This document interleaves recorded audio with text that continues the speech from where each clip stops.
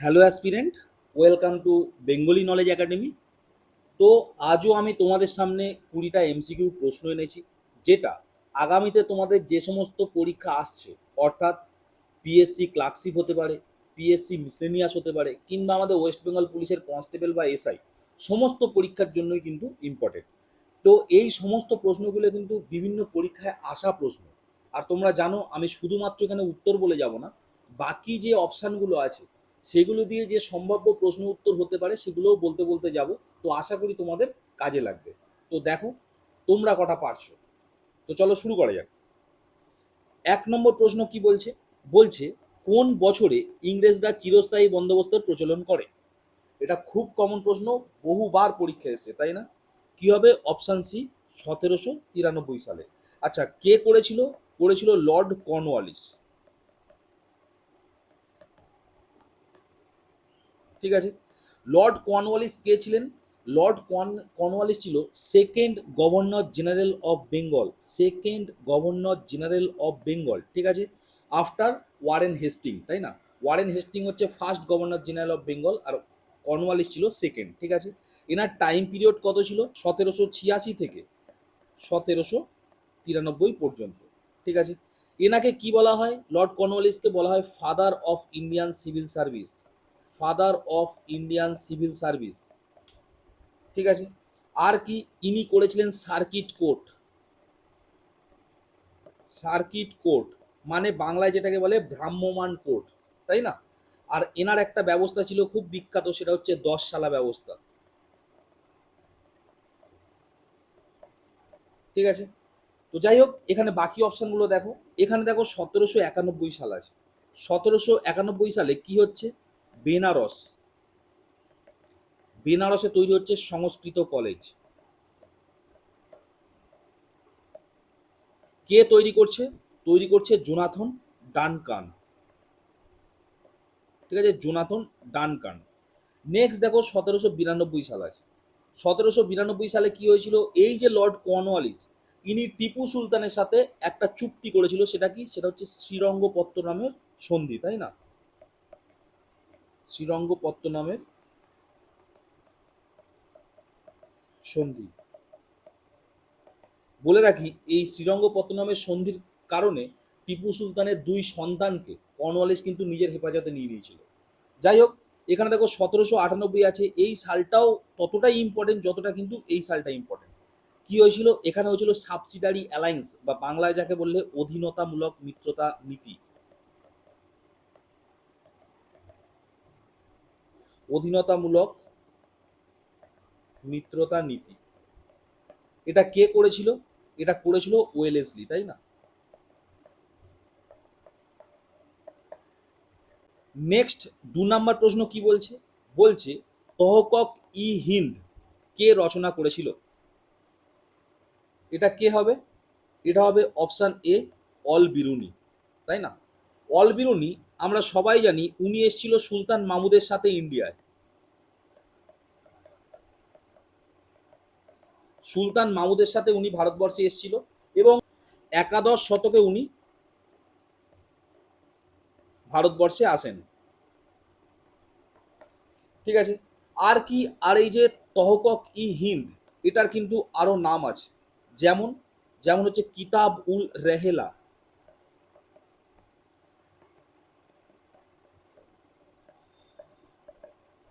এর সাথে আর একটা কি? আর একটা হচ্ছে তারিখ ই হিন্দ। তো এগুলো একটু মাথায় রাখবে।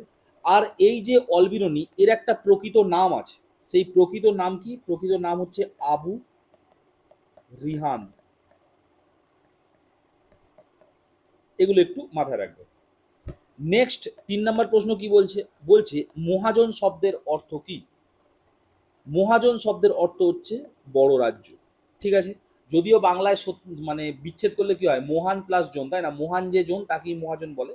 কিন্তু অ্যাকর্ডিং টু ভেদিক হিস্ট্রি, মহাজন কথার অর্থ কি? বড় রাজ্য, ঠিক আছে। তোমরা বৈদিক যুগে জানতে গ্রাম 20 জন, তাই না? এটা তোমরা ছোটবেলা থেকে শুনছো বৈদিক যুগে, গ্রাম 20 জন, তাই না? বৈদিক যুগে ছোট ছোট যে মানে কয়েকটা পরিবার নিয়ে যেটা তৈরি হতো সেটাকে গ্রাম বলতো। এরকম কয়েকটা গ্রাম মিলে তৈরি হতো কি? বিষ, এরকম কয়েকটা বিষ নিয়ে তৈরি হতো জন, এবং জন যখন খুব বড় হতো তাকে জনপদ বলতো, তাই না? তো এখান থেকে আমরা জানি ষোড়শ মহাজন পদ এখান থেকেই এসছে, তাই না? বিশাল বড় বড় মানে জনপদ, তাই না? তো যাই হোক, গ্রামের প্রধানকে আমরা কি বলতাম তখন? গ্রামণী। বিষের প্রধানকে আমরা কি বলতাম? বিষপতি।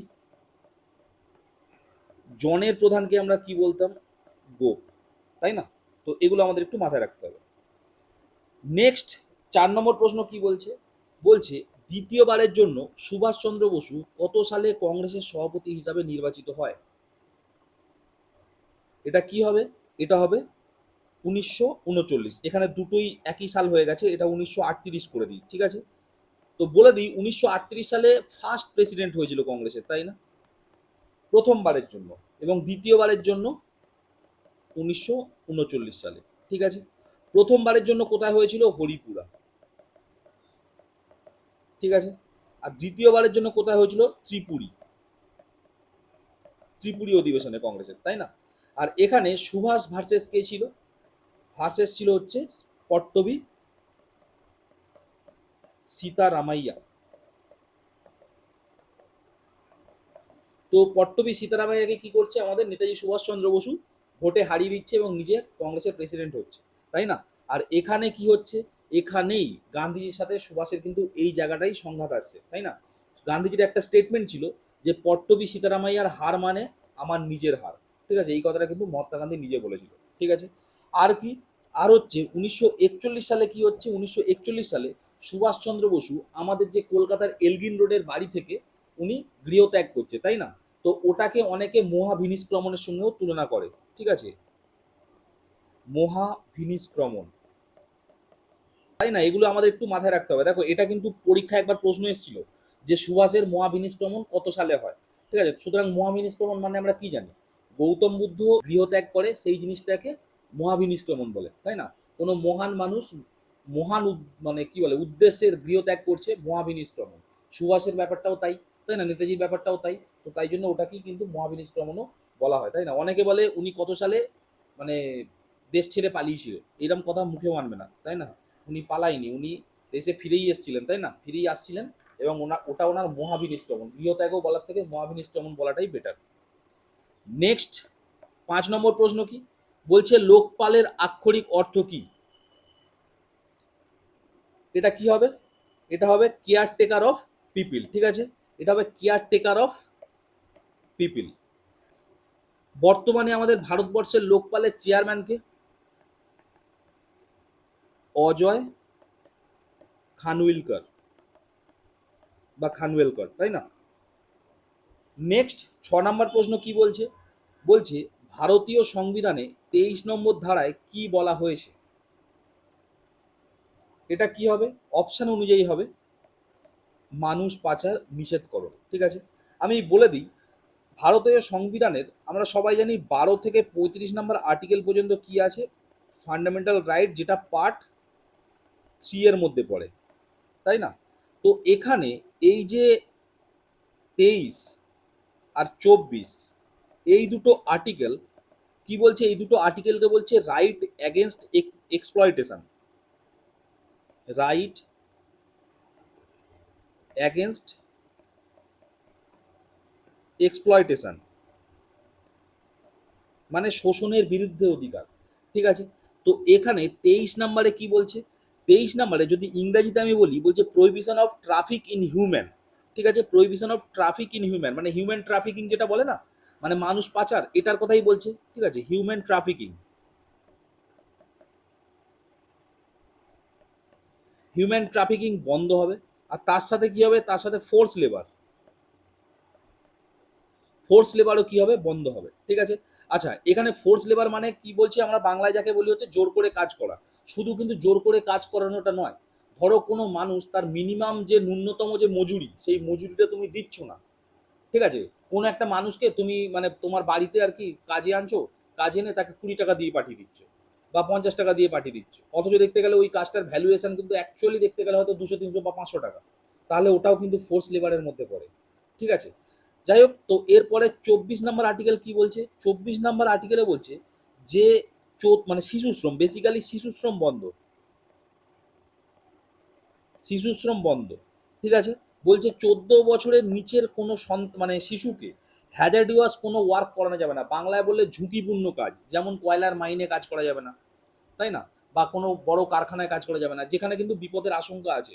14 বছরের মানে অল্প বয়সী সন্তানকে মানে শিশুকে সেখানে কাজ করানো যাবে না। এবার তুমি বলবে যে কেন, বাচ্চারা তো দেখি টিভি সিরিয়ালে কাজ করে। ওটা এখানে একটা কথা ওই জন্য উল্লেখ করেছে, এটা কিন্তু মানে সংবিধানে উল্লেখ আছে, হ্যাজার্ড ডুয়াস ওয়ার্ক, মানে বিপজ্জনক কাজ বা যে সমস্ত কাজগুলো জীবনের ঝুঁকি আছে, তাই না। তা সিরিয়াল তো সেরকম কাজ না, এটা তো লাক্সারিয়াস কাজ, তাই না, কষ্টের কাজ, কিন্তু সেটা তো মানে ওই রকম কাজ না। তো তাই জন্য টিভি সিরিয়াল এগুলোই কিন্তু অ্যালাউ করে, বোঝা গেল। নেক্সট 7 নম্বর প্রশ্ন কি বলছে, বলছে নিম্নোক্ত রাষ্ট্রগুলির মধ্যে কোনটি সার্কের সদস্য নয়। আচ্ছা চলো আমি পুরো আগে সার্কটা পুরো সলভ করি, তারপর তোমরা নিজেরাই বলতে পারবে, ঠিক আছে। সার্ক, সার্ক মানে কি, SAARC, ঠিক আছে। সার্ক মানে সোজা কথা সাউথ এশিয়ান অ্যাসোসিয়েশন। আমাদের যে সাউথ এশিয়া যে কান্ট্রিগুলো আছে তাদের একটা অ্যাসোসিয়েশন, ঠিক আছে, সাউথ এশিয়ান অ্যাসোসিয়েশন। কিসের জন্য? ফর রিজিওনাল কোঅপারেশন, ঠিক আছে। এটা কবে এস্টাবলিশ হচ্ছে? এটা হচ্ছে 1985 সালে এস্টাবলিশ হচ্ছে। এর হেডকোয়ার্টার কোথায়? হেডকোয়ার্টার হচ্ছে নেপাল, মানে কাঠমান্ডু, নেপাল, মানে নেপালের হেডকোয়ার্টার, ঠিক আছে। আর এখানে সদস্য কজন আছে? সদস্য আছে 8 জন, ঠিক আছে। আমি এইভাবে মনে রাখি, এটা এস্টাবলিশ হয়েছিল না 8 ডিসেম্বর, ঠিক আছে, 1985 সালের 8 ডিসেম্বর এটা এস্টাবলিশ হয়েছিল। আর সদস্যও আছে 8 জন, ঠিক আছে। কারা কারা আছে? ইন্ডিয়া, পাকিস্তান, আফগানিস্তান, বাংলাদেশ, ঠিক আছে। আমি কিভাবে মনে রাখবো? যে কটা দেখো ইন্ডিয়া, যে অখণ্ড ভারত যেটা বলা হয়, সেই অখণ্ড ভারতে দেখো কারা কারা ছিল। ইন্ডিয়া ছিল, হ্যাঁ, পাকিস্তান তো ছিল, আফগানিস্তানটাও ছিল, আর বাংলাদেশটাও ছিল, তাই না। পুরো এরা ছিল। এদের সাথে কারা কারা আছে? এদের সাথে কারা কারা আছে? তোমার নেপাল, আর নেপালের পাশে কি আছে? ভুটান, ঠিক আছে। আমাদের সিকিমের একদিকে নেপাল, একদিকে ভুটান, হয়ে গেল। আর একদম নিচে চলে আসো, নিচে চলে আসো তোমার শ্রীলঙ্কা, আর আমাদের হচ্ছে মালদ্বীপ, ঠিক আছে। তাহলে কটা হলো দেখো, 1 2 3 4 5 6 7 8, ঠিক আছে। দেখো ভালো করে খেয়াল করো, বাংলাদেশ ছিল, তাই না, নেপাল তো হেডকোয়ার্টারই আছে, শ্রীলঙ্কা মালদ্বীপ দুটোতেই আছে, তাহলে নেই কোনটা? মায়ানমার। তাহলে উত্তর কি হবে? মায়ানমার হবে, তাই না।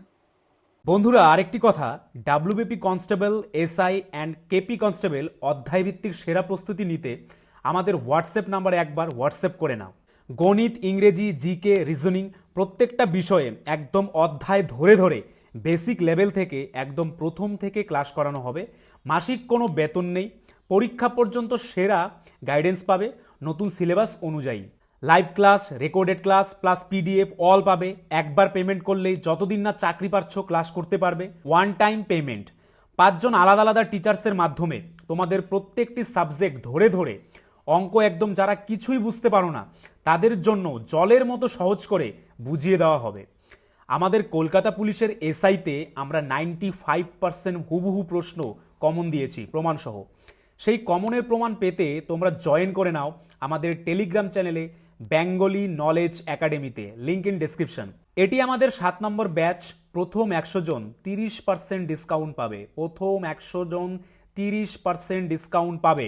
তাই ভাই, তোমার যদি একটি সিট এনি হাউ চাই, যেহেতু পশ্চিমবঙ্গ পুলিশ এবং কলকাতা পুলিশ দুটো ভ্যাকেন্সি বেরিয়েছে, তাই একটিতে না একটিতে কিন্তু তোমার হবেই এবার।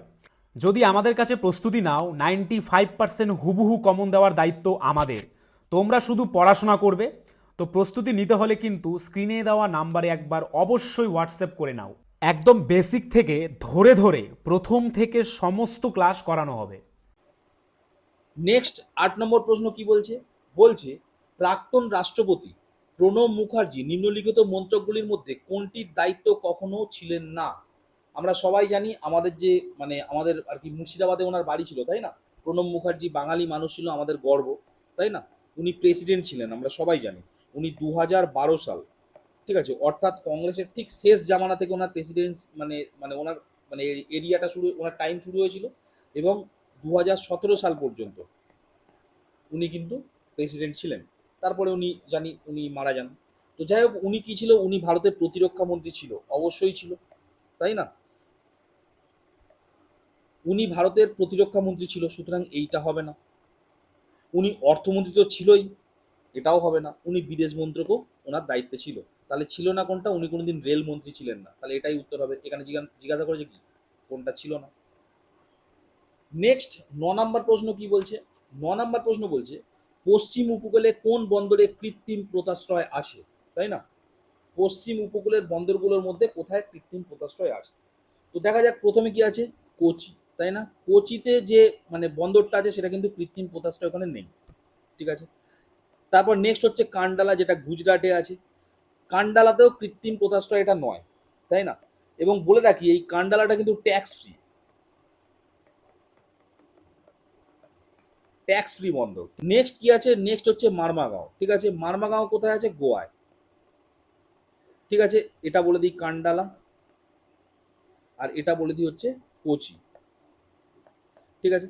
তো যাই হোক, এই মর্মাগাঁও এটাই কিন্তু হচ্ছে কৃত্রিম বন্দর বা কৃত্রিম পোতাশ্রয়, ঠিক আছে। তাহলে এটাই উত্তর হবে। আর নেক্সট এখানে দেখো নিউ ম্যাঙ্গালোর আছে, এটা কোথায় আছে?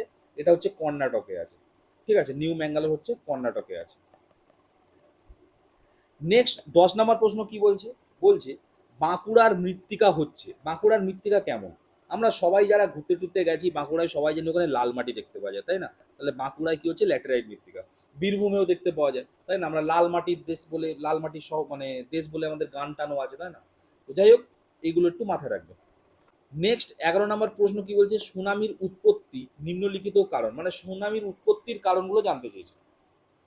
দেখো, এখানে কি বলছে? সমুদ্রতলে প্লেটের সঞ্চালন, এটাই হবে উত্তর, তাই না? সমুদ্রের যে নিচে, সেখানে প্লেটের যখন সঞ্চালন হয় তখনই সুনামি হয়। আমাদের সবাইয়ের মনে আছে 26শে ডিসেম্বর 2004 সাল, ঠিক আছে। তখন আমরা কিসে পড়ি? 4-5-এ পড়ি, তো 4-এই পড়ি। তো ওই সময় সুমাত্রার জাভা দ্বীপে, তাই না, সুমাত্রায় প্রচন্ড জোরে কি হয়েছিল? একটা সুনামি হয়েছিল 2004 সাল 26শে ডিসেম্বর, তাই না? তো ওই সুনামির পরে কি হচ্ছে? ডিজাস্টার ম্যানেজমেন্ট অ্যাক্ট আসছে, ঠিক আছে। ডিজাস্টার ম্যানেজমেন্ট অ্যাক্ট 2005 সাল, এটা কিন্তু মাথায় রাখতে হবে।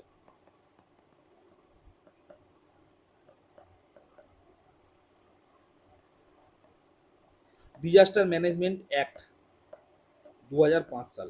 কেন না, ওই সুনামির পরে আমাদের ভারত সহ পাশাপাশি যত দেশ আছে সবাই ভাবতে শুরু করেছিল নতুন করে, যে এই রকম ডিজাস্টার এলে যদি তার ম্যানেজমেন্ট আগে থেকে ঠিকঠাক না মানে প্ল্যান থাকে, তাহলে কিন্তু দেশের অনেক ক্ষতি হয়ে যাবে, তাই না? ওই সময় মানে প্রচুর দেশ প্রচুর ক্ষতিগ্রস্ত হয়েছিল। যে মালদ্বীপ, তাই না, ভারতের এখানে আছে, যারা ইন্ডিয়ার সাথে এখন ঝামেলা করার চেষ্টা করছে, সেই মালদ্বীপ তো পুরো ক্ষতিগ্রস্ত হয়েছিল, ইন্ডিয়ান আর্মি গিয়ে ওখানে রেস্কিউ করেছিল, তাই না? তো এখন কি হয়েছে? তারপর থেকে আমাদের একটা ডিজাস্টার ম্যানেজমেন্ট বলে একটা সাবজেক্টই চলে এসেছে, শুধু তাই নয়, অ্যাক্টও পাস হয়ে গেছে, তাই না? নেক্সট 12 নম্বর প্রশ্ন কি বলছে? বলছে ভাকরা নাঙ্গাল জলধারা নিম্নোক্ত নদীর উপরে অবস্থিত, মানে কোন নদীর উপরে অবস্থিত, তাই না? আমরা সবাই জানি ভাকরা নাঙ্গাল কোথায় আছে। ভাকরা নাঙ্গাল আছে সাতলেজ বা বাংলায় বললে শতদ্রুর উপরে, ঠিক আছে। তো বলে রাখি, শতদ্রু নদী, ঠিক আছে, এটা কোথা থেকে উৎপত্তি হয়েছে? এর অরিজিন কোথায়? অরিজিন হচ্ছে তিবেত, তিব্বতের যে রাক্ষস হ্রদ আছে সেখান থেকে উৎপত্তি হয়েছে। উৎপত্তি হয়ে ভারতে ঢুকছে কোথায়? ভারতে ঢুকছে হিমাচল প্রদেশ যে আছে, তার ওখানে একটা পাস আছে, সেই পাসটার নাম হচ্ছে শিবকিলা পাস। সেই শিবকিলা পাস দিয়ে ও ইন্ডিয়ায় ঢুকছে, ঠিক আছে। তো আমরা সবাই জানি ওর উপরে ভাকরা আছে ও নাঙ্গাল আছে। এবং বলে রাখি, ওখানে একটা ড্যাম বানানো হয়েছে, তার জলধারা বানানো হয়েছে, তার নাম কি? গোবিন্দ সাগর,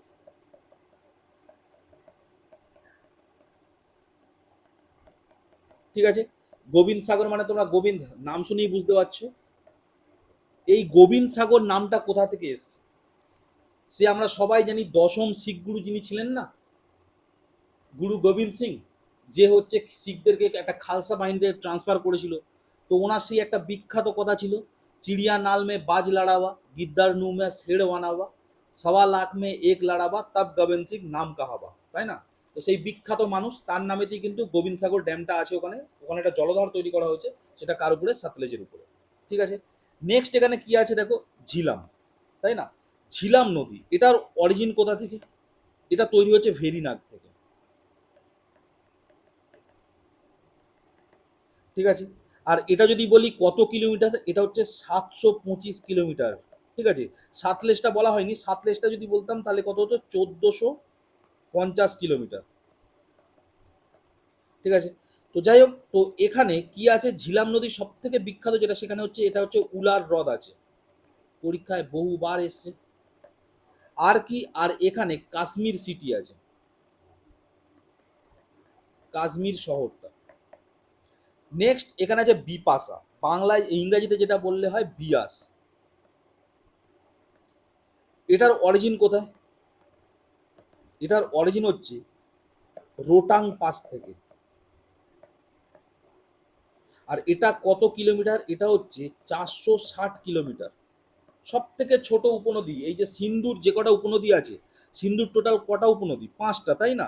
ঝেলাম, চেনাব, রাবি, বিয়াস, সাতলেজ, এর মধ্যে সব থেকে ছোট কিন্তু এই বিয়াসটা। বোঝা গেল, মাত্র 460 কিলোমিটার।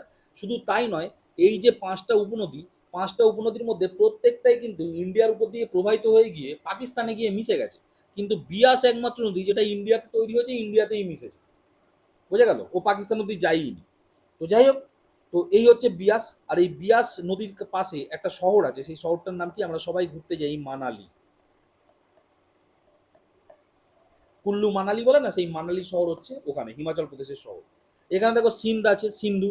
তো এটা নিয়েও পুরো বলে দিই, সিন্ধু নদী কোথা থেকে তৈরি হচ্ছে? হচ্ছে তিব্বতের মানস সরোবরের সিঙ্গি কাবাব, সেখান থেকে তৈরি হচ্ছে। কত কিলোমিটার? 2880 কিলোমিটার, ঠিক আছে।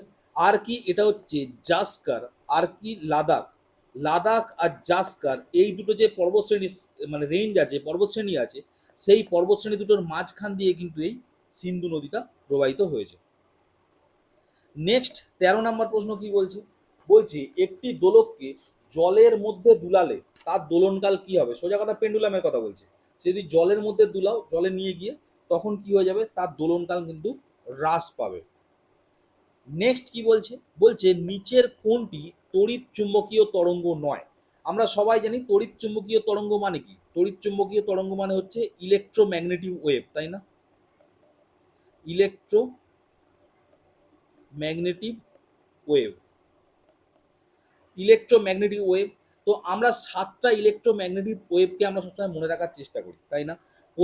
প্রথমে আসছে হচ্ছে গামা রে, তারপরে তারপরে আসে এক্স রে, তারপরে আসে ইউভি রে, তারপরে আসে কি, তারপরে আসে ভিজিবল রে বা দৃশ্যমান আলো। নেক্সট কি আছে? নেক্সট আছে ইনফ্রারেড রে।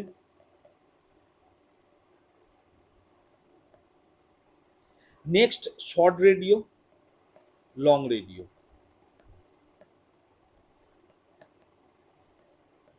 ঠিক আছে। তো তোমরা এখান থেকে দেখতেই পাচ্ছ, তাহলে এর মধ্যে কে নেই? বেতার তরঙ্গ মানে তো রেডিও, ঠিক আছে, এটা আছে, সুতরাং এটা হবে না। দৃশ্যমান আলো মানে ভিজিবল রে, মানে সেটাও ইলেকট্রোম্যাগনেটিক ওয়েভ, মানে এটা হবে না। এক্স রশ্মি মানে কি? এখানে তো আছে, সুতরাং এটাও হচ্ছে। তাহলে পড়ে রয়েছে কি? পড়ে রয়েছে হচ্ছে শব্দ তরঙ্গ। তাহলে শব্দ তরঙ্গ হচ্ছে তড়িৎ চুম্বকীয় তরঙ্গ নয়, ঠিক আছে। এখানে আরেকটা প্রশ্ন আসে, সেটা হচ্ছে এই যে 7টা রে আছে, ইলেকট্রোম্যাগনেটিক ওয়েভ আছে, সেই 7টার আবিষ্কারটাও কিন্তু আসে। সব থেকে শক্তিশালী বা কম্পাঙ্ক বেশিকার, সেটা হচ্ছে গামারে, তাই না? এই গামারে আবিষ্কার করেছিল কে? করেছিল হেনরি বেকারেল, ঠিক আছে, হেনরি বেকারেল, হেনরি বেকারেল, ঠিক আছে। এক্স রে কে আবিষ্কার করেছিল? এক্স রে আবিষ্কার করেছিল রন্টজেন। বলে রাখি, এই এক্স রে আবিষ্কার করা রন্টজেন, ইনি কিন্তু পৃথিবীর মধ্যে প্রথম মানুষ যার হাতে কিন্তু নোবেল পুরস্কারটা এসেছিল 1901 সালে, ঠিক আছে। প্রথম যে নোবেল পুরস্কারটা দেওয়া হয়, এনার হাতেই দেওয়া হয়েছিল, রন্টজেনের হাতে, ঠিক আছে। তারপরে কি হচ্ছে? তারপরে হচ্ছে আমাদের ইউভি রে, এটা ইউকে লেখা হয়ে গেছে, যাই হোক, ইউভি রে, এটা আবিষ্কার করেছিল কি? এটা আবিষ্কার করেছিল রিটার। এগুলো কিন্তু পরীক্ষায় সব আসে। ভিজিবল যে আলো, দৃশ্যমান আলো, সেটা আবিষ্কার করেছিল আমাদের নিউটন। ইনফ্রারেড রে আবিষ্কার করেছিল কে? ইনফ্রারেড রে করেছিল হার্সেল। শর্ট রেডিও আবিষ্কার করেছিল কে? Heinrich hertz.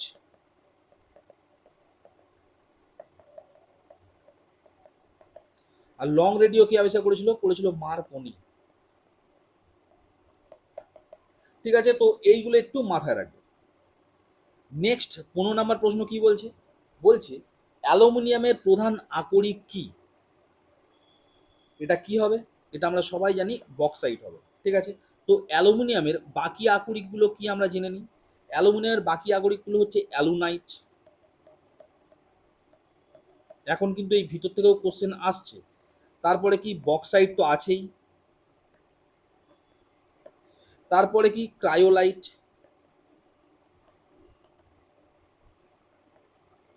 তারপরে হচ্ছে কাওলিন, কোরান্ডাম, কাওলিন, কোরান্ডাম, তারপর হচ্ছে ফেলসপার।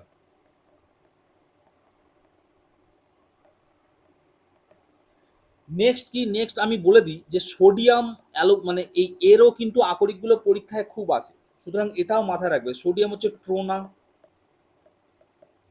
বোরাক্স,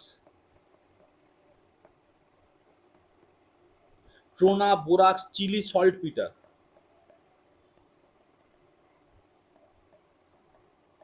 ঠিক আছে, trona, borax, Chile saltpetre, আর ওই সাধারণ যে নুন NaCl, এখানেও তো সোডিয়াম আছে, আমরা সবাই জানি। আর কি? আর হচ্ছে ম্যাগনেসিয়াম। এটা সম্প্রতি যে পরীক্ষাটা হয়েছিল পুলিশের, সেখানে কিন্তু একটা এসেছিল। ঠিক আছে, এখানে কি বলছে? ম্যাগনেসাইট, ডলোমাইট, কার্নালাইট,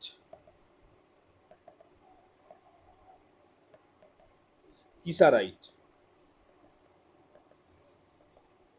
ঠিক আছে, তো এইগুলো একটু মাথায় রাখবে, তার কারণ এগুলো কিন্তু এখন পরীক্ষা আসছে। এখন কিন্তু শুধুমাত্র অ্যালুমিনিয়াম, বক্সাইড এইগুলো আসে না, এখন একটু ভিতর থেকে কোশ্চেন আসে, সুতরাং আমাদের এগুলো জানতে হবে। নেক্সট 17 নম্বর প্রশ্ন কি বলছে?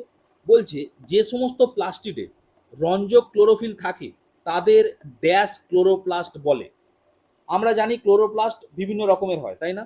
যেখানে রঞ্জক বা পিগমেন্ট সেই টাইপের ক্লোরোফিল থাকে সেটাকে কি বলে? সেটাকে বলে হচ্ছে অপশন সি, ক্লোরোপ্লাস্ট। ঠিক আছে, দেখো লাল যে মানে ক্লোরোফিল পার্টিকুলারলি লাল রঙের, সেগুলোকে আমরা কি বলবো? সেটাকে আমরা বলবো হচ্ছে ক্রোমোপ্লাস্ট, ক্রোমোপ্লাস্ট। ঠিক আছে, আর যেখানে সাদা হয় সেটাকে কি বলবো? সেটাকে বলবো লিউকোপ্লাস্ট,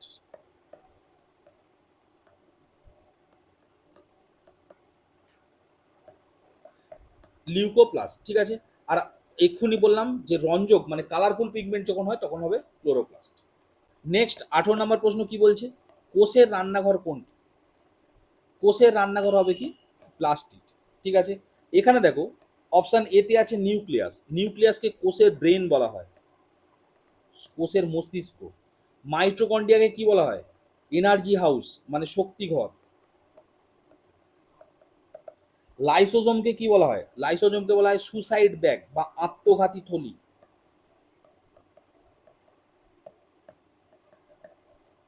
তো এই প্রত্যেকটা জিনিসই কিন্তু মাথায় রাখতে হবে। নেক্সট 19 নম্বর প্রশ্ন, এটা পুলিশের একটা পরীক্ষা দিয়ে এসেছিল। বলছে জ্যাব কথাটি কোন খেলার সাথে যুক্ত? এটা কি হবে? এটা হবে অপশান সি, বক্সিং। ঠিক আছে, আচ্ছা এটা বলে রাখি, এই যে জ্যাব, ঠিক আছে, এটা বক্সিং আছে। তারপরে দেখবে এই ক্রিকেট, ক্রিকেটের সঙ্গে কি কি যুক্ত? আমরা ক্রিকেট খেলাটা সবাই অল্প বিস্তর জানি, সুতরাং আমরা এটা কিন্তু বলতে পারবো, তাই না? ক্রিকেটের সঙ্গে আমরা জানি ধরো আপার কাট, লোয়ার কাট, তাই না, পুল, এই টাইপের কথাগুলো আছে। যেটা আসে পরীক্ষায় মেনলি সেটা হচ্ছে কিন্তু গলফ খেলা। ঠিক আছে, গলফ খেলার সাথে কি কি কথা যুক্ত? তো গলফ খেলার সাথে প্রথমেই বলে রাখি সব থেকে বেশি আসে টি। ঠিক আছে, টি মানে কি? টি মানে কিন্তু এখানে চা না, বানানটা আলাদা, এখানে TEEN টি না। ঠিক আছে, তো যাই হোক, এখানে এই যে মানে টি, সেটা কি বলতো? ওই গল্ফ খেলা দেখবে যে একটা বল মারে না, বলটা দেখবে একটা ছোট্ট মানে মাটিতে দেখবে একটা ছোট্ট টি মতো পোতে, টি এর শেপে একটা জিনিস আছে সেটা দেখবে পোতে, তার উপরে বলটা রাখে। তো বলটা রেখে তারপরে তার উপরে মারে, তাই না? ওই যে জায়গাটা ওটা হচ্ছে টি বলে। ঠিক আছে, শুধু তাই নয়, গল্ফ খেলায় টি আছে, তারপরে পুট আছে, তাই না? এরকম বিভিন্ন টার্ম আছে, সেগুলো একটু মাথায় রাখবে। নেক্সট ও আজকে শেষ প্রশ্ন কি বলছে? বলছে কথাকলি নৃত্য কোন রাজ্যে প্রসিদ্ধ?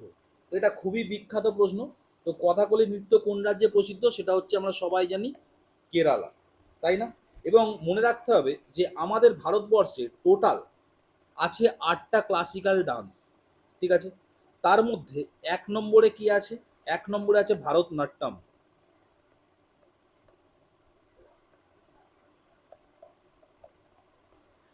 ঠিক আছে, এই ভারতনাট্যম কোথায় আছে? তামিলনাড়ুতে, তাই না?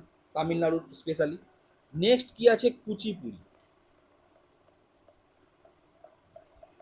এই কুচিপুড়ি নৃত্যটা কোথায় বিখ্যাত? কুচিপুড়ি নৃত্যটা বিখ্যাত হচ্ছে অন্ধ্রপ্রদেশ, ঠিক আছে। আর এই দুটো নাচেই বিখ্যাত এক নাম হচ্ছে যামিনী কৃষ্ণমূর্তি, ঠিক আছে, যামিনী কৃষ্ণমূর্তি, মাথায় রাখবে। 3 নম্বর কি? 3 নম্বরে যে বিখ্যাত ডান্স সেটা হচ্ছে কথাকলি।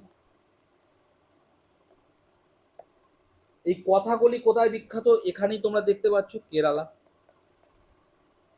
ঠিক আছে। আর এই কথাকলি নাচের সাথে জড়িত বিখ্যাত মানুষটা হচ্ছে কে? নারায়ণ মেনন, তাই না, উদয় শঙ্কর। তো এই নামগুলো একটু মনে রাখবে। আর মৃণালিনী সারাভাই, এই নামটা মনে রাখবে, মৃণালিনী সারাভাই। ইনি কে ছিলেন? ইনি হচ্ছে বিক্রম সারাভাইয়ের স্ত্রী ছিলেন, বুঝতে পারলে? নেক্সট 4 নম্বরে কি বলছে? বলছে কত্থক, ঠিক আছে। কত্থকে বিখ্যাত কে আছে? বিখ্যাত আছে বিরজু মহারাজ। আর এই কত্থক নাচটা কোথাকার? মেনলি হচ্ছে উত্তর ভারত, স্পেসিফিক যদি বলা হয় উত্তরপ্রদেশ, ঠিক আছে। 5-এ কি আছে? 5-এ আছে ওডিসি, ঠিক আছে, উড়িষ্যায় বিখ্যাত। তোমরা জানো কেলিচরণ মহাপাত্র বলে একজন আছেন, উনি হচ্ছে এই ওডিসি নাচের খুব বিখ্যাত আর কি মানুষ। আর আমাদের যে সৌরভ গাঙ্গুলি আছে, তার যে স্ত্রী ডোনা গাঙ্গুলি, সেও কিন্তু এই ওডিসি নাচের জন্যই বিখ্যাত। নেক্সট 6 নম্বরে কি আছে? মোহিনী অট্টম।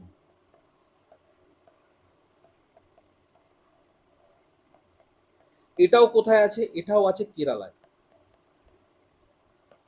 ঠিক আছে। তো এখানে রাধা দত্ত আছে, তারপর হচ্ছে গোপালী ভার্মা আছে, জয়প্রদা মেনন আছে, এরা খুব বিখ্যাত হচ্ছে মোহিনী অট্টমে, ঠিক আছে। সাথে কি হচ্ছে? সাথে হচ্ছে আমাদের আছে শাস্ত্রীয় বা শাস্ত্রীয়। এটা কোথায় আছে? এটা আছে আসামে, ঠিক আছে। শঙ্করদেব বলে একজন আছে, তাই না, শ্রীমৎ শঙ্করদেব, তিনি এই নাচে খুব বিখ্যাত লোক ছিলেন। আর সর্বশেষ 8 নম্বরে কি আছে?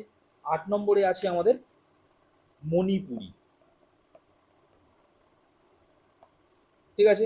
মণিপুরি নৃত্যে বিখ্যাত কে আছে? আমাদের যে নীলেশ্বর মুখার্জি আছে, উনি খুব বিখ্যাত আছে, ঠিক আছে। তো এইগুলো একটু মাথায় রাখবে। এই যে ক্লাসিক্যাল ডান্স, ঠিক আছে, বা হচ্ছে আমাদের এই ক্লাসিক্যাল যে মানে সমস্ত মানে নৃত্য মানে ভাষা, যেমন আমাদের ক্লাসিক্যাল ভাষা কটা আছে? 6টা ভাষা আছে, তাই না? তো এইগুলো আমাদের একটু মাথায় রাখতে হবে, কারণ মিসলেনিয়াস পরীক্ষার মতো পরীক্ষা, এগুলো কিন্তু খুব ইম্পর্টেন্ট। বন্ধুরা, আরেকটি কথা, WBP constable, SI and KP constable অধ্যায়ভিত্তিক সেরা প্রস্তুতি নিতে আমাদের হোয়াটসঅ্যাপ নাম্বারে একবার হোয়াটসঅ্যাপ করে নাও। গণিত, ইংরেজি, জিকে, রিজনিং প্রত্যেকটা বিষয়ে একদম অধ্যায় ধরে ধরে বেসিক লেভেল থেকে একদম প্রথম থেকে ক্লাস করানো হবে। মাসিক কোনো বেতন নেই, পরীক্ষা পর্যন্ত সেরা গাইডেন্স পাবে নতুন সিলেবাস অনুযায়ী। Live class, recorded class plus PDF all পাবে। একবার পেমেন্ট করলেই যতদিন না চাকরি পাচ্ছ ক্লাস করতে পারবে। One time payment. 5জন আলাদা আলাদা টিচার্সের মাধ্যমে তোমাদের প্রত্যেকটি সাবজেক্ট ধরে ধরে অঙ্ক একদম যারা কিছুই বুঝতে পারো না তাদের জন্য জলের মতো সহজ করে বুঝিয়ে দেওয়া হবে। আমাদের কলকাতা পুলিশের এসআইতে আমরা 95% হুবহু প্রশ্ন কমন দিয়েছি প্রমাণসহ। সেই কমনের প্রমাণ পেতে তোমরা জয়েন করে নাও আমাদের টেলিগ্রাম চ্যানেলে বেঙ্গলি নলেজ একাডেমিতে, লিঙ্ক ইন ডেসক্রিপশন। এটি আমাদের 7 নম্বর ব্যাচ। প্রথম 100 জন 30% ডিসকাউন্ট পাবে। প্রথম 100 জন 30% ডিসকাউন্ট পাবে। তাই ভাই, তোমার যদি একটি সিট এনি হাউ চাই, যেহেতু পশ্চিমবঙ্গ পুলিশ এবং কলকাতা পুলিশ দুটো ভ্যাকেন্সি বেরিয়েছে, তাই একটিতে না একটিতে কিন্তু তোমার হবেই এবার। যদি আমাদের কাছে প্রস্তুতি নাও, 95% হুবহু কমন দেওয়ার দায়িত্ব আমাদের। তোমরা শুধু পড়াশোনা করবে। তো প্রস্তুতি নিতে হলে কিন্তু স্ক্রিনে দেওয়া নাম্বারে একবার অবশ্যই হোয়াটসঅ্যাপ করে নাও। একদম বেসিক থেকে ধরে ধরে প্রথম থেকে সমস্ত ক্লাস করানো হবে।